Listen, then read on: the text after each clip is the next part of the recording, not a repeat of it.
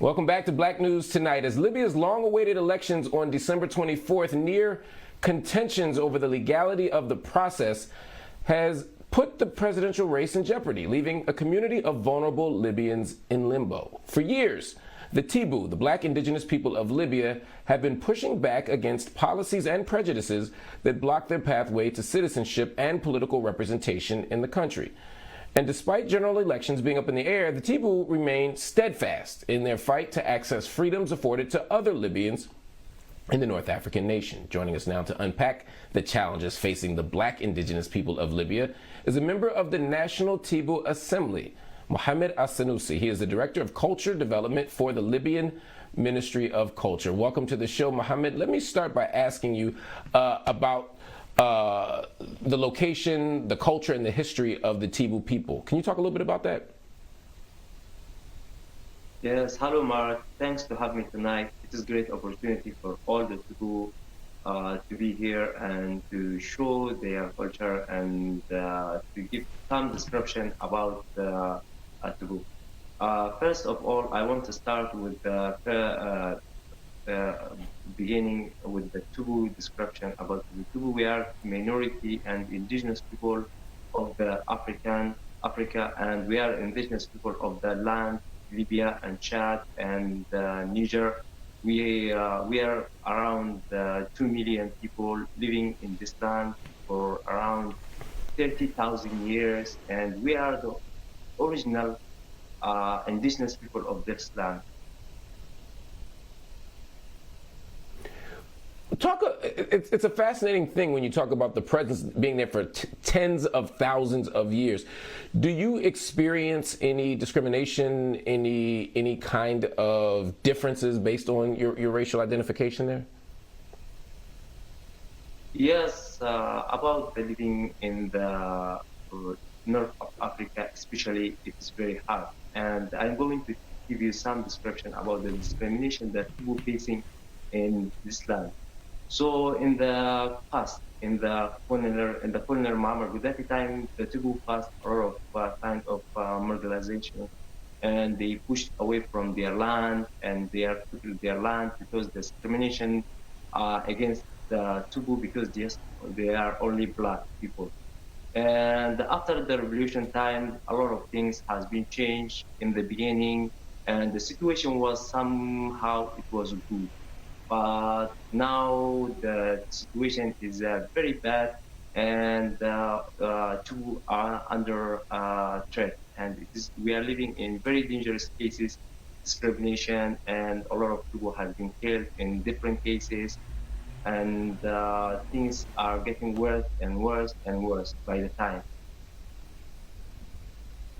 Well, in what ways will the widely debated December 24th presidential election impact those conditions? Are people expecting much from the outcome of the elections? About the Tubu and all the minorities in Libya, we are not expecting anything can be changed because truly that all this the law of the election law that allow for the criminals to be a president and cannot save minorities and life of the minorities. We are as a minorities and the most of the Libyans, or we are like the Libyans, we are facing a lot of tribalism, and we are seeing that this election that will happen on 24th December is going to be a very dangerous case. Not something can be safe in Libya. You're facing statelessness. You talk about the discrimination, and then there's the issue of access to voting rights, being able to vote. Would it be fair to say that these are crimes against humanity?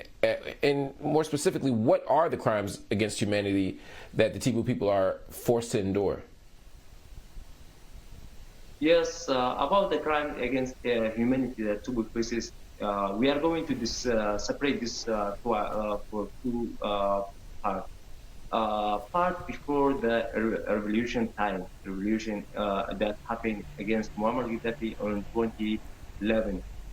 It was there is a lot of discrimination against Tebu, but at that time there wasn't that kind of the crimes against Tubu. Only that crime that we faced, that we was ignorant, and we was pushed away from our land.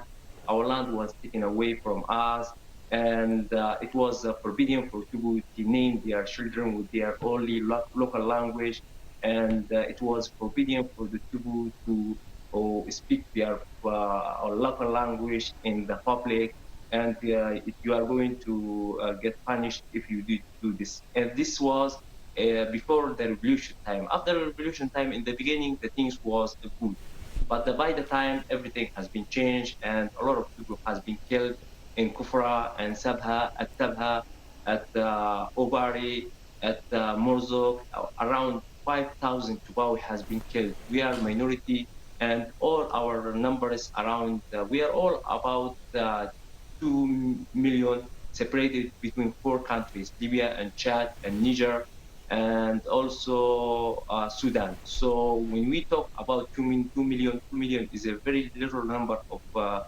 people, and around 5,000 people until now has been killed.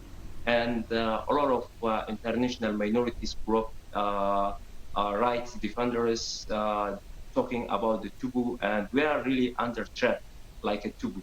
We are facing a lot of dangers.